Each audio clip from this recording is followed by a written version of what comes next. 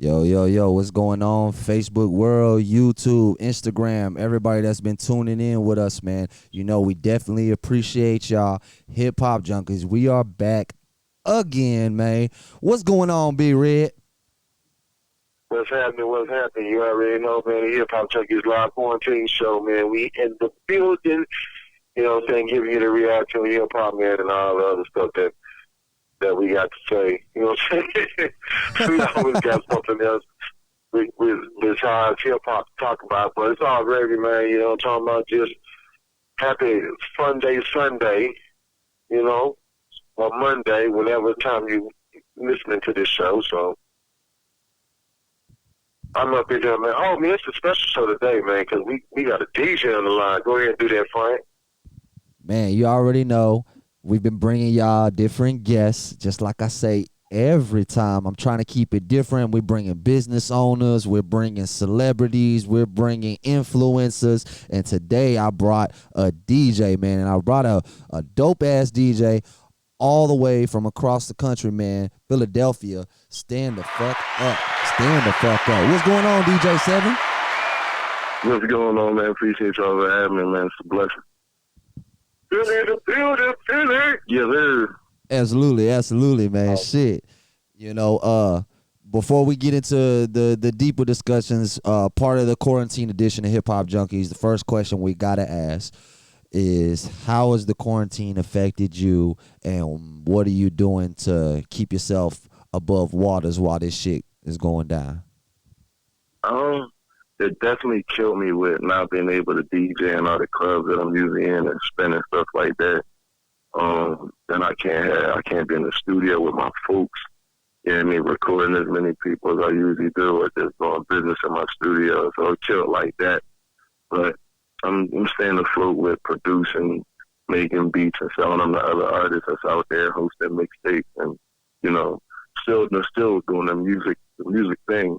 It's just on a quiet scale at this point right now. Absolutely. I agree, man. We're all out here trying to do the best we can to manipulate the system and make it work in some form of way. Right. Hosting mixtapes and doing whatever a motherfucker can do from the comfort of his home. Picking up cans, all the way. Yeah, real shit. Like you really gotta. They really like teach you how to. Want to teach you how to save, but nothing else. You can't go out there and splurge and buy what you want to buy. It teach you how to save for one thing, but it definitely teach you how to channel some your business aspect and frame of mind and learn how to maneuver some other ways. Well, I know once it's over, boy, it's gonna be a giant party, man, all over the world. You know what I'm saying? I ain't going out the first week. I'm going out the second week. The first week, they're gonna be crazy. Yeah, I think I'm gonna stay indoors for a week. It's gonna be planned and plotted before I get out.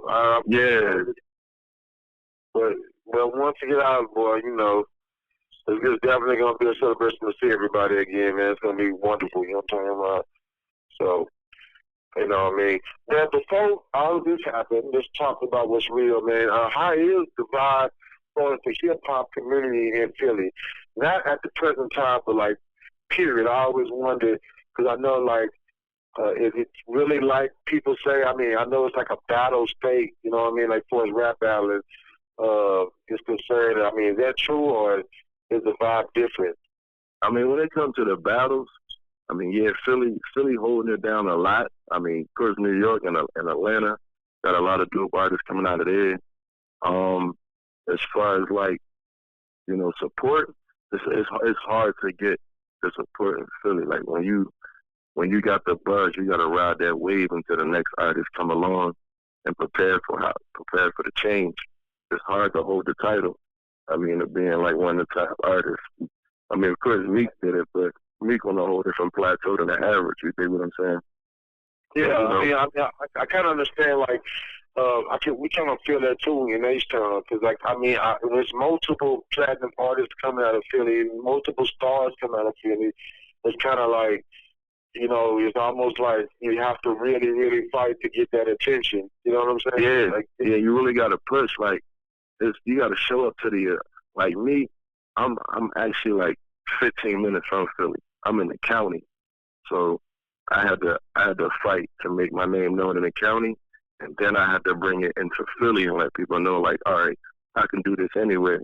And then after Philly, it became, I hit Atlanta, I hit Houston, I hit Vegas and New York and stuff like that. And I worked with various artists, so they was like, okay, he's working, so we got to keep him on the radar. So, I actually have that title that instead of like, okay, when DJ Seven pull up, he come to support, or you gonna come and get on the turntable and rock out.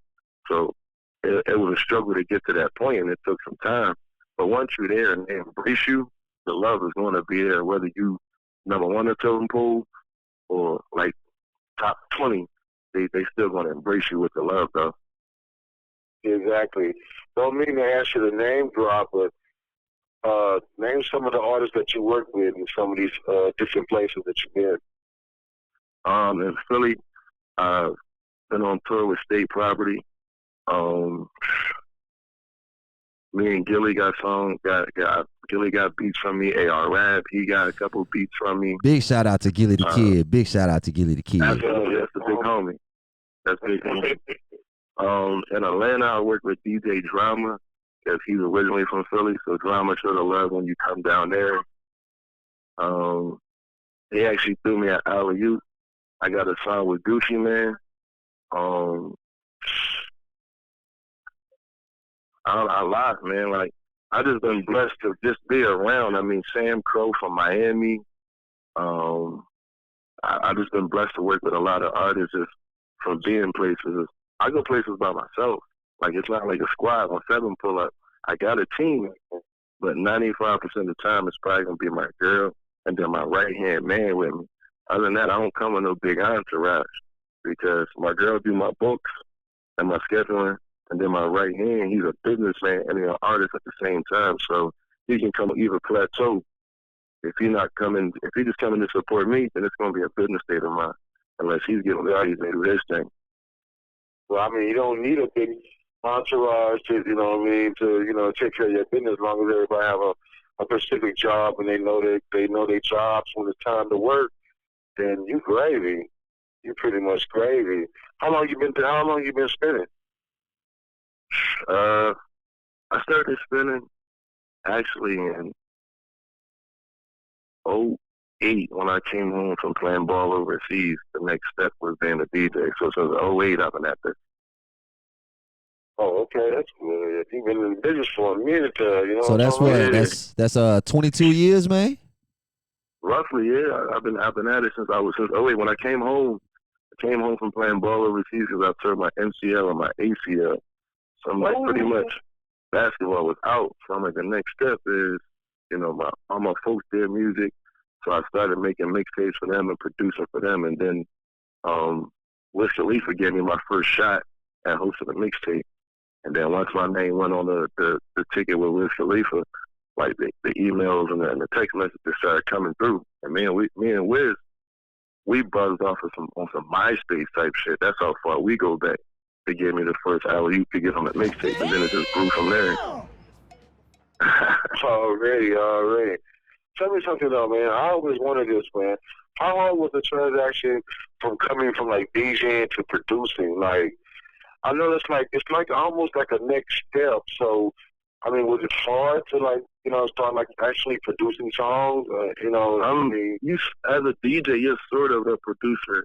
Sometimes you're sort of like the producer on a track, whether you putting a drop on there in the beginning and being, and maestroing how the track is going to go when an artist send it to you, or even when you're going to spin it, when they send it to you before you spin it, you want to listen to it and see if you got to tweak it a little bit for it to make it sound better when you spinning it on your club or you put it on a mixtape. And then, producer was hard because I had to learn to. I'm a people's person, but at the same time, I'm a critic. I had to learn how to adjust what I say to people.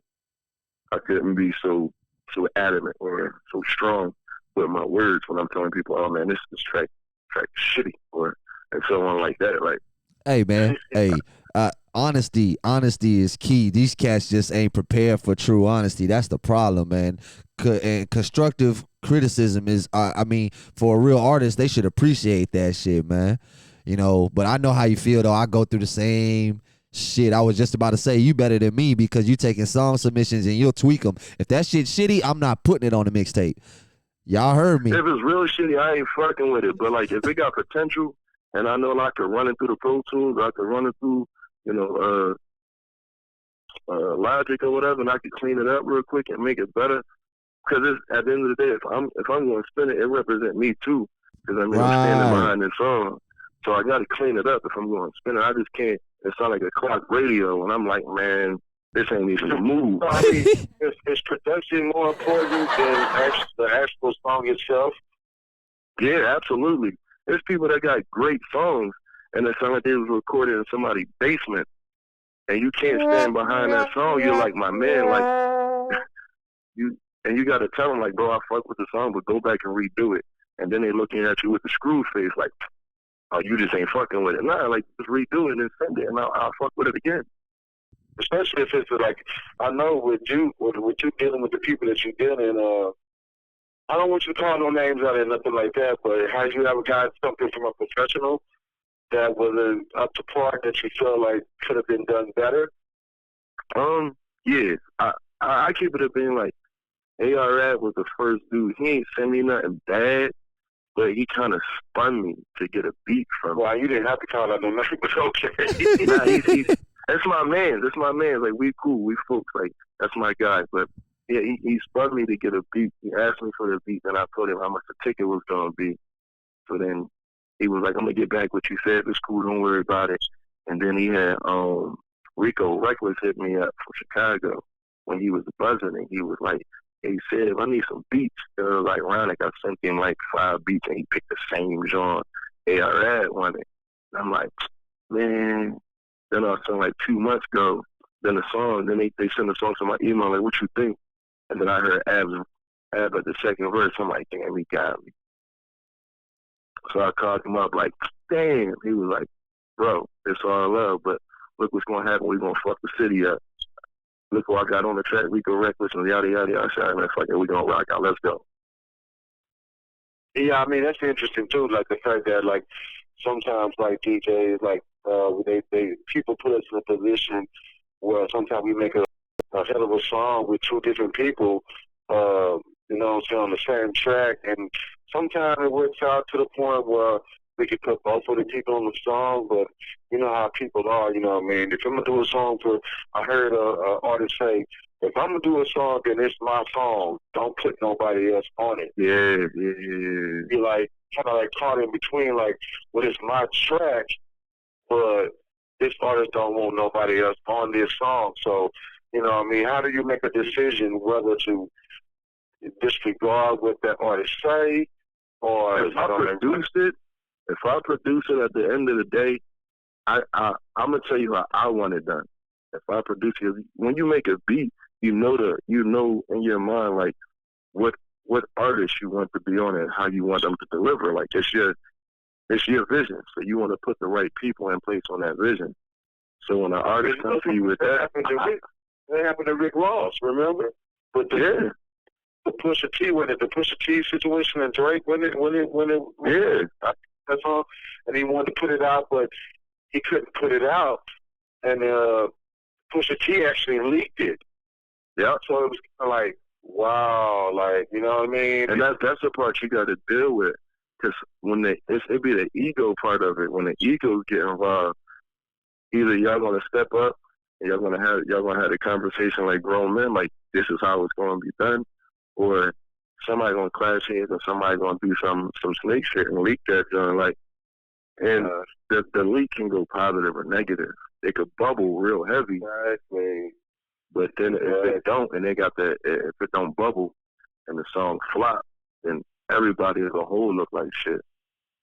Because, you know, basically, like DJs, you know, especially the DJs that work with popular artists or, you know, it always been kind of like, this is my guy, you know what I mean? So if he's texting with another artist that is also, you know, a big artist, then you're like caught in the middle. So it's not like, and nowadays, it can be business wise or it can be on some gangster shit. You already know, so it's kind of like when you're in that position, you say, well, who gonna buy the beat? So whichever one buy the beat and take all the rights, then you can figure out what's gonna happen on it. But until that happens, like, this how I want it done. And if it's not done that way, I can just get somebody else on it.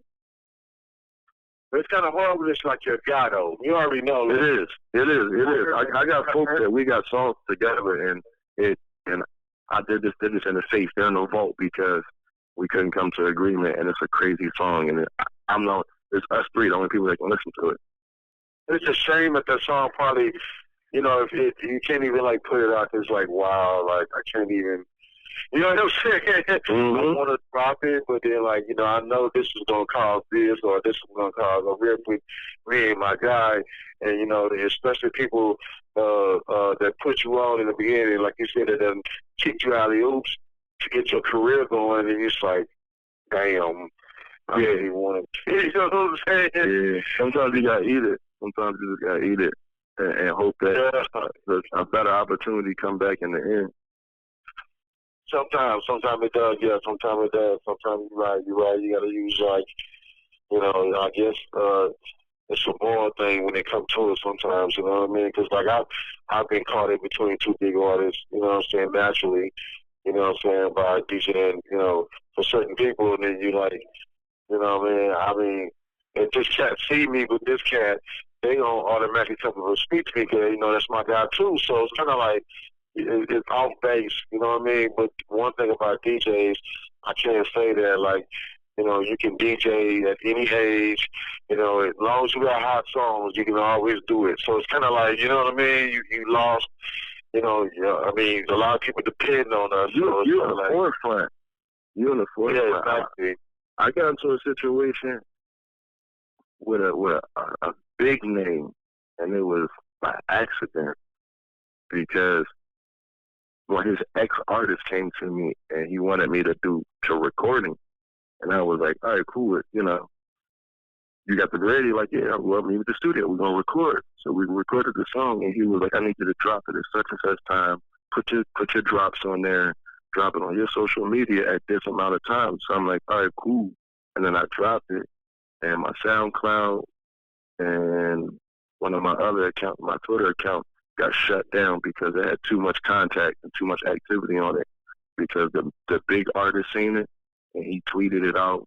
He put my name all in it. Like, it got real bad. And at the end of the day, I had to shoot him a tweet. Like, look, bro, all I did was just recordings. I had no clue what he was going to say. Nothing. Exactly. My job was just a recording and drop it. That's to be paid for. I've actually seen DJs get into like some gangster shit over there. Like, it's just like there's nothing that you can do about it sometimes because of some things that you didn't know. But sometimes you do know. But you know what I'm saying? But yeah, sometimes it might be that time where the rent due. I need this check real quick, and he pull up, and you just make it happen, and then you deal with the consequences on the end. But that's few far in between. Sometimes you got the artists gonna do what they gonna do at the end of the day. It's just you gotta be prepared as the DJ for it. If there's gonna be some backlash behind something that they do. Exactly. So tell me this right here. Before all of this happened, what was the banger, man? What was the joint that you played that you know that if you play this joint, besides the joint that you have produced, we gonna count those because I know everybody's a little modest on their own stuff. So right, Pop Smoke, man. It was Pop Smoke was the one, huh? Pop Smoke, Dior. Frank, what you think? What was your joint? Yeah, man, I kind of agree with him that he was definitely being talked about a whole lot. Like, I have at that moment, yeah. Like but that was like the joint at that moment, like, you know what I'm saying? At that moment, Pop Smoke was killing them. He was shutting things down. And in Philly, one of the hardest songs that kind of goes with Pop Smoke Dior was Sin Santana's Flexing and Flashing. Okay. Like when I come on in Philly, they get crazy. See here, down here, it was the Roddy Rich. Roddy Rich, that's another one that hit. But since Santana like flashing, that they get Philly in. Okay. I'm gonna need you. I'm Wow. gonna need you to send that my way, man. I'm gonna need you to send that my way, goddamn. For sure. So I was gonna be. what spot did you have like an ongoing spot that you was like spinning before all Yeah, I was at Vulture's Lounge. That's one of the most historical clubs in Philly. I was there like every Tuesday and Wednesday, and then it's a lounge called O'Hagan's, and I was DJing in there every Thursday. And then I was in the middle of an 18-city tour, like when all this was going on, and trying to prepare for South by Southwest before all this shit hit. Oh Oh man. wow, yeah, for real. I know it's like a whole stall and everything stalled out. Yeah, man. What He kind of was. equipment was you using at that? What kind of equipment you use at this moment? I got a bunch, man. The Denon 800. Then I used the Pioneer, the Pioneer DD2. I got like 5 or 6 different controllers, and I still got my 12s. But my 12s is I only put the 12s out if you talking like a $2,000, $3,000 job, and the 12s gonna come out. Wow. I ain't been on some 12s in so long. Oh my God. Hey, the 12s come out for the big shows when you talking, Yeah, 3,000, exactly. and the crowd's gonna be, and we in an arena, and the 12s gotta come out. Oh, really? I mean, I already know you probably enjoy spinning on the 12s more than anything else. I mean, just the grassroots, they put you in a pocket. yeah, exactly. Just because of the memories that you probably had on the 12s. It's just the way it feels. You know what I'm saying? And just feel when you spinning on them, it's just kind of, you know what I'm saying? It's just kind of monumental. You just feel that monumental type feeling when you. I know. If I was on some 12s, I know I would probably It's feel a like way that. different feeling than being on controller, man. Like, them records feel good. Even though you ain't got records no more, you got the scratch live, and it's a Serato, but it's still that feeling. Them 12s is different. I bring controllers because plus you got set up, man, with controllers. Frank, you got anything to add? Yeah, man. I was actually gonna add on to what he was saying about the South by thing and let you know that we were all gonna share a stage during South by. Trust me. You know what I mean? Now we gotta look forward to AC3. Man, I definitely would love to come down and check. That's in Atlanta, right? Yeah, October. Yeah, I haven't. Hopefully that doesn't have to get postponed. Goddamn, man. You know. That would be nice. I know. So check it out, DJ. I got some photos here of this merch that you got, the DJ7 merch, man. And that's just pretty fly, man. Where can the people get it? Well, where was the inspiration for that? Have you always been doing merch? Is that something new? You know what I mean? Just give me a little details on that, man, because this shit's fly. I got it rolling on the screen so the people can see it. You know what I mean? So you Appreciate can go. it. Yeah, of course. You know. The merch. I mean, you just hit my DM and ain't no website up. I'm from the muscle with it, man. Just hit my DM and let me know what you want, and I'll get it made and send it to people and stuff like that. But as far as where it came from, the branding. That's from like the old heads, EST. He's from Philly. I talk to EST a lot. I talk to a lot of Philly old head legends, and they be like, man, it's about branding. When you walk in the club, you want people to see your logo. You want them to see that says, look what he rocking today, and just be different every time you pull in and stand out. You ain't gotta be gaudy, but just stand out within your apparel and let people know, like, it's for everybody. It ain't just for me. What I rock is for everybody. If I got it, you can get it too. Straight up. I like that concept, man. It's definitely about branding. Business first, music second when it's in this industry and you're getting deep into it, man, for sure. That's big ups to you. Big ups to you, man. I'm definitely gonna have to cop some of that gear you got going on over there, man, for sure. I had a fresh ass tee. As soon as I was like this in Texas, I was like, I gotta get Frank a tee. He been vibing with me since we first talked on X Rap DJ. So like I got a lacing with a 7T. As soon as I get off the plane and shit. Man, Really. Well, now, tell me something, Devin. What artists, any state that you want, what artists would you like to work with next? Like, what will be the dream artist to produce for? To produce for the Dreamer, Rico Love.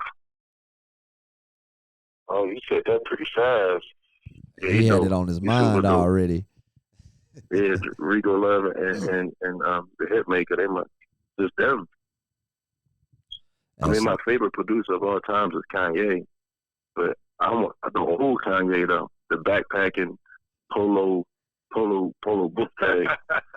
Speaking of that, that's something you got to get into, man, the beat battle that just happened. Did you get a chance to check out the beat battle Which one? with T-Pain and Lil Jon? I was biased. I'm a T-Pain fan. But T-Pain was doing a lot of talking. You know, he was talking a lot on that jump. But it seems like got hit. I mean, yeah, they both got major hits though. I mean, but I do. But Lil Jon got crossover hits though. Yeah, I mean, like he made a mistake. I think he made a mistake when T-Pain crossed over. Like when he crossed over, I'm like, God, that was a mistake. Yeah, I was thinking like, so John can do that all day. Like he's still making that crossover hit. So like, yeah, he could do it. But I didn't know that Lil Jon made that was that reggae. That Caperton. Lil Jon, I mean, he quietly, man. I didn't. That threw me off too. Yeah, he said. I had to go back online and I looked for the printout and see exactly what songs they did. Like I went and did the printout for the Scott Storch and Manny Fresh, which was a massacre. Oh man. Oh, that was a massacre. Oh man. That's a massacre. But that was an unbalanced battle before it started. It was unbalanced. You know what I mean? Because I mean, I don't even want to talk about it. This is an unbalanced one. But I bet you now one of them call out Dre. I want somebody call out Dre. Call out Dre, please, somebody. Ooh, don't nobody do that. We were discussing this day, me and Boss Joe, today. We was like, would anybody ever call out Dre? I think Pharrell and Dre might be a good, huh? Man, it'd just be good for us to see Dre, but I mean, Dre go back too far. He go back too far. His catalog is beyond reachable. You would have to borrow somebody like Quincy Jones, like Quincy, you know what I mean, or a Babyface or something. You know what I mean? Because this catalog. Babyface and Teddy Riley were supposed to do it, John. And that got canceled. They got canceled, but he said they're gonna reschedule for 2 weeks. I was saying like Pharrell and Kanye West would be a good battle. Ooh. Yeah, man, I still agree on that. I would definitely enjoy to see that one, man.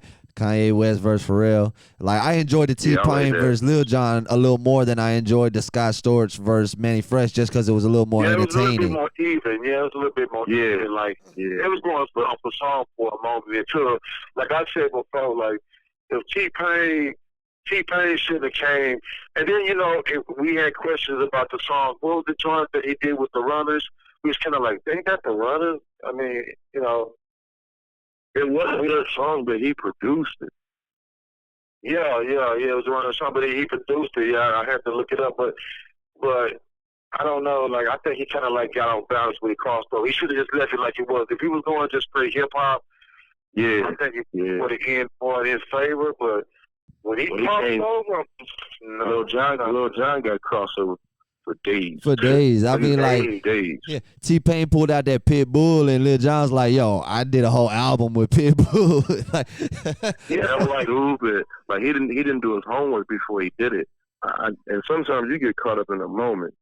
I think he just got caught up. He knew John, but I know he got caught up in the moment, and I think he was just like, well, I'm going to drop this one. Like, he didn't really strategize. You could tell they were just having fun.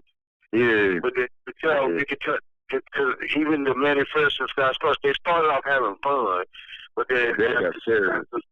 Yeah, they got serious when around that 10th song, around that 7th song. It's like, okay, and then that's when Manny Fresh started dropping all them skits and stuff like that. So then that's when it started getting kind of like, okay, all right, you want to do this, then okay. And Scott Storch was right here. But I think it was bad when Scott Storch, he opened it with The Watcher. Yeah, there, Manny Fresh to turn his Mac off. I mean, it's like T-Pain, like a lot of those artists. I mean, a lot of those people, they start. I think T-Pain was trying to start to make Lil Jon spin all his hits. You know what I mean? Yeah, get it. Yeah. The Jon was like, I want. He was trying to get him to shoot his shot real quick. I mean, yeah. He run down his top 20. I got him at the end. Yeah, but I mean, that was just the wrong move when he crossed over. I was like, oh no, John, all kinds of shit like shit. 2 Chainz is called out me. I don't think it should go to rappers because rappers have no. It shouldn't I think it should stay strictly on the beat makers and the producers. I don't think the rappers should get involved. I agree. But 2 Chainz is called out me. I mean, it would be fun for for us like if they're carrying their records, you know what I'm saying? But then like you said before, it's kind of like, you know, it's not really. You know, sometimes it'll turn into something else. You know what I mean? But like, I think it should stay the producers and beat makers too because it's more funner. It's more interesting. Because you got to stand behind your work. Yeah, because like there's more information. Cause like just like me and you said, like we didn't know he did that song with. You know what I'm saying? Like we was like, wow, like really, like right. You know what I'm saying? When they start pulling shit out the bag like that, it's like yeah, exactly. You know all the artist tracks in the beginning, so exactly. And both, T-Pain was an R&B singer, then he was a DJ, then he was a producer. Like he was a whole bunch.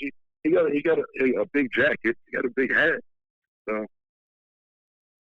I heard that it was supposed to be Bad Boy Get So Deaf. I heard Puff Daddy and JD supposed to do it. Ooh, that would be interesting. I think that'll be a good battle. Man, the quarantine is inspiring some crazy shit, man. JD got Janet Jackson hits. Right. But then you gotta look at Bad Boy. Come on now, Bad Boy. They had Bad Boy held it down. Yeah, Bad Boy held it down.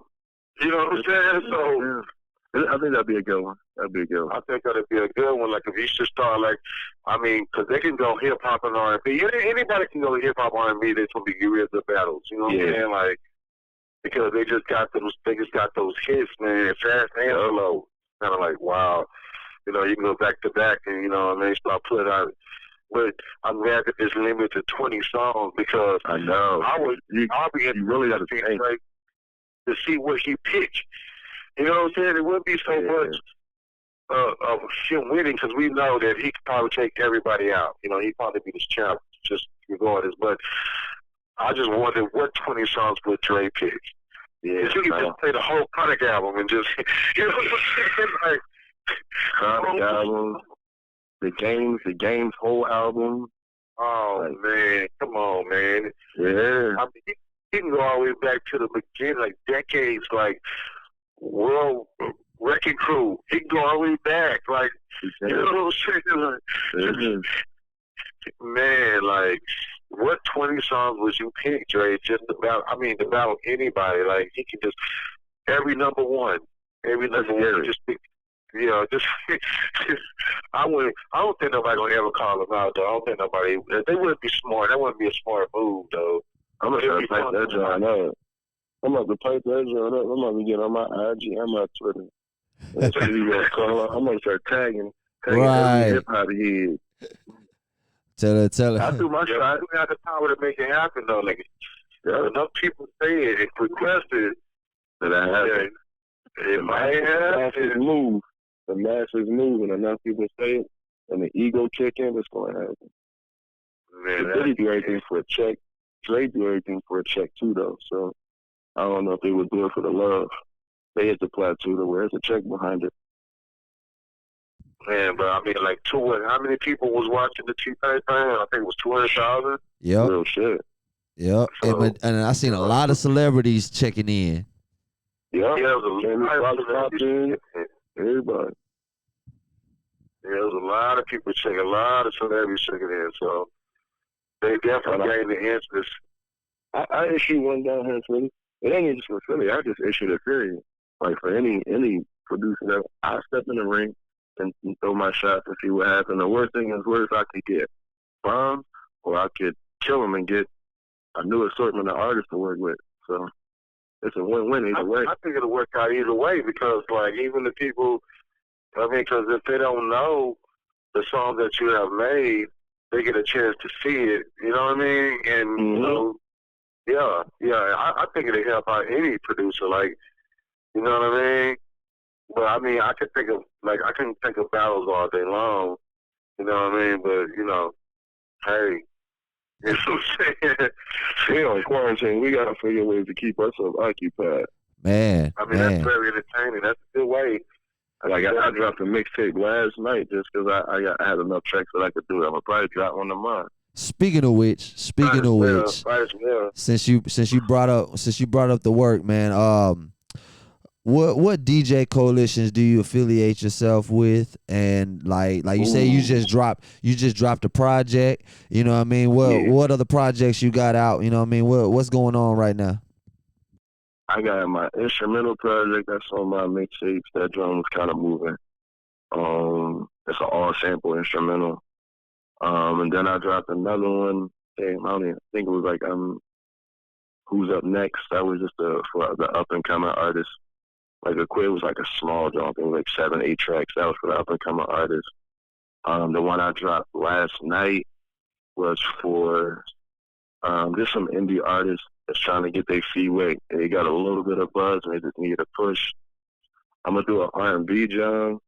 I'm gonna do an all female mixtape. And then I got on my you ever heard of Spreaker? I got a Spreaker account. I just be breaking like all the hot artists. They hit me up. I charge them a quick $75, put a drop on there, and put it on my Spreaker account and let their song bubble.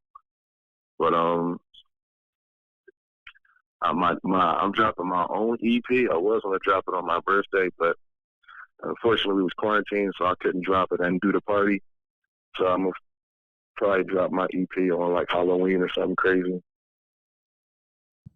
Okay. Wow, you working? You definitely working. Hell yeah. I'm trying to stay busy, man. Really ain't got a choice right now, man. Like it's bringing, like you said, it's one of them make or break situations. You know, it challenges your abilities and your real work ethic. You know what I mean? Yeah, it frustrated me. Once this quarantine hit, it frustrated me. Probably for like 3-4 days, I just sat in the crib and just smoked. I was blowing my brains out smoking weed. Like, damn, what the hell am I doing now? Then I was like, fuck it, let's just channel in. Man. Then I just locked in, and I got a studio at my crib too, and I got my own studio. So I'm like, fuck it, I'm just gonna lock in and get all this work done. Absolutely. Yeah, I really think that this quarantine has changed. You know, like it's gonna change. You know, I mean, it's gonna change the way we sell music. It's going to change the way we make music. You know, it's going to change. It also give us a chance to tap into different markets. You know what I'm saying? I mean, because we know social media, it kind of turns the marketing world upside down. You know what I mean? Once you do something, you know what I'm saying, it becomes a trend. Then it changes, you know, the aspect of what's going on next. Like real shit. Like the cyber shows. Like, I was never thinking about a cyber show because you can just do a regular show. But if you think about it, you know what I'm saying, you gain more people if you're doing a cyber show. If you got artists from around the world tapping in and doing their sets wherever they at, you know what I'm saying? And if you can find a way to get money from that, that's the next thing. You know what I'm saying? It's kind of like, it just changes, you know, as time progresses, it just changes, you know what I'm saying? So, you know, I think that it's some good things that's coming from this quarantine too. Now it's not all just mad bad, you know. See what y'all doing right now. How y'all got the hip hop junkies and y'all could call in. That's what I'm trying to do with my podcast. Because my podcast is, and I got my own radio station, so I charge people to come up to my station and then do the interviews. And then, of course, me and my girl, we got our podcast and we do it at my house. But I don't be inviting people to my house. So now I'm definitely trying to channel to where when I do my live reviews for artists that submit their music, people could call in. So that's the next flash that I got to work on. So I salute y'all for being able to take this plateau and move into today. Well, I appreciate that, man. And with that, I also say I can show you how to do it, man. It's no problem. I'll give you the info, man. It's simple. You know, at least for anybody that's really trying to do it. You know, motherfuckers that's not dedicated, they ain't gonna figure this shit out. But you gonna get it. I ain't worried about them motherfuckers. Yeah. You know what I mean? Yeah. You know what I'm saying? But it all in all, it's real simple. You know what I'm saying? And I we'll get you on there, man. That way y'all can keep it moving and we can keep the entertainment rolling from all angles. You know what I'm saying? Damn right. Because then I'm definitely gonna promote the show. Because all the artists are like that, they hit me up like, oh man, where else can I submit my music to? And I just had an interview to build out my portfolio. I got a couple spots, but I just don't never use them or contact them until I feel like the artist is absolutely ready or they're absolutely dedicated. Until then, I'll reach out to people. For sure. I'm going to take a pause real quick and let everybody listening, y'all know, like this post, share this post, and comment Hip Hop Junkies, and that'll make you eligible to win some free gear, man. You see the hats right here? I got them right here. Look at them, all the different colors and everything, man. Hemp wraps. I might even send your ass some toilet paper, man. Shit, it's a hot commodity, man. We giving stuff away. Also, you can also tune in on our YouTube page to see the show in its entirety. You know what I'm saying? So make sure you subscribe to the Hip Hop Junkies YouTube page also. Yes, sir. Definitely. And with that, man, did y'all get the video I sent you today? Yo, what's up with that? Too much time on the hands. Georgia Dixie with like a 3-year-old. Yeah, so I see, like, in my mind, what I see here, I see bad, but I also see good. I see somebody using their daughter to try to catch their baby daddy cheating. We're not going to go. She's in there with that girl. Damn, I didn't even... So you think it was more of a use type situation than just doing it for fun? Like, you know, I know we over there. We're not going to do until good daddy over there with that girl. Wow, I never thought. I didn't even think like that. Like, wow, I would have got caught. Not at all. He hit over the door like, yes, baby. And she feel like, I told you. That's right. And then the nigga already know he got popped because she left her shoe. Left her shoe. Now you got to bring the shoe home. You forgot this. Damn. Yeah, you got to bring your shoe and your clothes in the yard burning. I'm not even coming home. So, were you able to hear the video? Yeah, I heard it. Okay. Get your shoe. And the little So, girl was like, no, go ahead and drive. The little girl was a G. yeah, she was a G about it. She said, nah. Yeah, it's like a getaway type thing situation. She done that before. She a regular. Yeah. She drive. Yeah, she a regular. She done hit up a couple candy stores. She a regular. For real. Oh, shit. I need somebody like that on my team. I'm about to train my son. It's like a training course for a robbery. That's crazy. Real shit. When she get older, man, she gonna be a problem. Oh, she was like, man. he left his shoes. She's like, drive. That's okay. No, fuck that shit. I'm good. Fuck that shit. My daddy gonna buy me more at the mall. I ain't worried about that one shoe. For real, I got the bag. Right. That kid was G. That made me a little scared. Shit.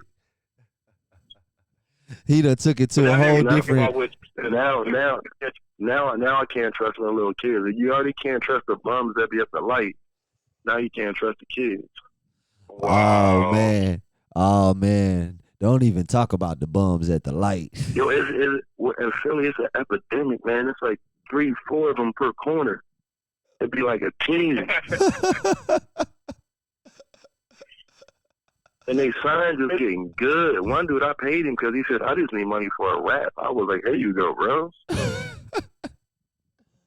Like, it's crazy in Houston. Like, it's like in Houston and H-Town, you can't, like, feed them or nothing. Like, you can't even feed them because it's against the law. It's actually against the law. Like, you actually get a ticket for feeding a homeless person. Whoa, that's crazy.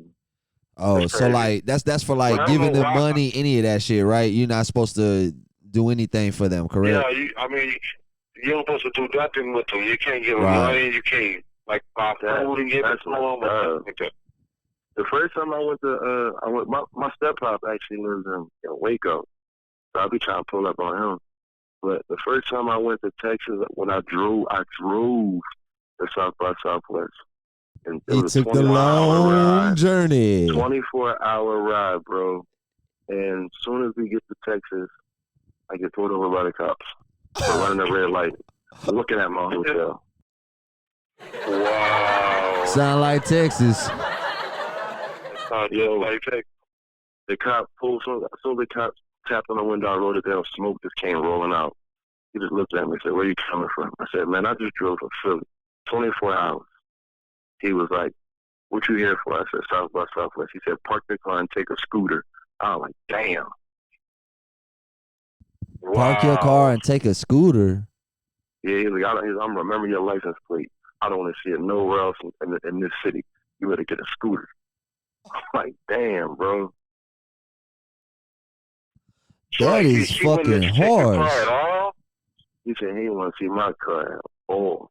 Because I had so much weed smoke rolling out that motherfucker when he tapped on that window. And what year was this? This was 3 years ago. It was me Okay. and the battle rapper Bill Collector. That's my first cousin. And we just woke up, and I was like, yo, let's go to South by Southwest. He was like, how we going to get there? I said, we driving, bro. Call the weed man and the cameraman. We out. Well, I mean, it has got a little lenient since 3 years ago, but You were it's in still North a Bible Texas when you Belt. got pulled over, It has huh? to be, Huh? it's the Bible Belt, man. We're gonna be the last to go recreational. I already Real know. shit. No, what I said You was, know, like- you was in North Texas, huh? Yeah, it was like, soon as we seen our hotel, we was like, all right, good, we straight, we can go in, go to sleep for like 3 hours, and then we could get up and hit the strip. But like, we wasn't paying attention. I'm rolling a Dutch, Bill rolling a Dutch, my cameraman filming shit. We just ran the light, and the cop was at the cross light as we ran it. So we ran it right in front of him. It's a young city. It was a young city, Frank. It was in Austin. You in Austin? I was in Austin, bro. I had Man, just I was pulled up trying to after 24 push it hours. away. You ain't hear me. I'm like, he on North Texas. He wasn't over here. Man, that's fucked up. We got smack dab in Austin. When Ah. I told that cop, I said, man, we drove 24 hours, bro. My apologies. He was like, I don't want to see this car, park it, and y'all could take some scooters. I'm like, well, where the fuck they at? It'd be super bad. The weed was smoking. But he said it was 3 years ago, and that's when we got introduced to South by Southwest, the Hip Hop Junkies. That's when we do our show with Cassidy. So, and we got so much herb at that show. It was just like incredible. I had 2 stages with Making It Magazine. I had a stage with 1122 Studios, and I had a stage with Sway in the Morning on a Friday. So, I mean, I was there from Wednesday to Sunday. Man. Wow. And you had to start your time off getting told to ride some fucking scooters. Real shit. Did you get when did you get your car back? They ain't take it. He just told me to park that joint. He said he ain't want to see it. So I'm just saying, like, I mean, you didn't get back. Did you ever get back in it? Did you leave in it, or? Oh, he let us go to the apartment. He gave me a ticket, was for $450, and then he told us to park it, and I just found a rental car, and we just drove the rental car around. Oh man. Wow. Like, I wanted to try to fight with him. I said, I ain't from out here. Ain't no arguing. Yeah, exactly. I called my step pop and was like, yo, give me a rental while I'm out here. He was like, all right, cool. You did the right thing. You did the right thing. Yeah, you did right. You did the right thing. I get locked up out here. Because that call for a rental car could have been a call for a damn bail bond. Real shit. Yeah. I mean, I'm not. First thing I thought was, I'm not trying to get locked up out here. It's not going to be good. Fuck no. You've been 3 days processing. And I didn't want no processing. Yeah, I didn't cut anything off. I didn't want no processing. I said, we're going to do this as smooth as possible. You win, officer, and thank you. We're going to go about our day. I'm talking about, I've been in a situation where I get processed and be glad to get my jumper. I'll be like happy. Oh my God, I'm gonna get a jumper like it's a gift. Send me to my cell. Right? Yeah, please take me to my cell, please, sir. Thank you. You be taking them, thank you. I just need a nap. Yeah, I just need a nap. And I can complain about everything after I take this nap, but well, shit. When I wake up in the morning, I'm gonna hear about this shit. But right now, but right now, thank you, sir. Oh shit. Well, fellas, man, we are creeping on that time, man. The limit for the broadcast is 1 hour. You know what I'm saying? So before we run up out that time, DJ 7, go ahead. You got the mic. Any shout outs, where people can reach you, where the mixtapes are, your whole spiel, man. Yeah, Let it appreciate loose. it. Yeah, I know what's going on with DJ 7. They call me the king of the motherfucking county. All my mixtapes are on my mixtapes, that Fifth, Coast to Coast DJs, and X-Cloud DJs, of course. Man, I want to shout out my team, 7 Management, LGM Records, I Colombo, Lissa, Pool_Commission. That's my team. And, I'm coming straight out of Philly to PA. Appreciate Frank. Appreciate Big Homie for having y'all call in. Y'all can follow me on IG. DJ7, DJ SE number 7, EN_7. And my Facebook is so long, so just follow me on IG and I'll tell you my Facebook. But other than that, get at me. Appreciate y'all. And if y'all see the IGs right there on the screen, man, y'all seen the merch, make sure y'all fuck with him. You seen the different designs that he got, man. You know that shit was fly. So I know y'all want to fuck with it, man. So check it out. You already know I got to celebrate my partnership. Make sure y'all go to bigjcbd.com. Whatever the fuck y'all purchase, you put my promo code in, HHJ512, and you get a nice little discount. We got the oils, the CBD flour, the gummies, the whole 9. So go ahead and check that shit out, man. And then make sure y'all like, share, comment Hip Hop Junkies. Like I told you, I'm trying to get this shit away. Don't be playing with me.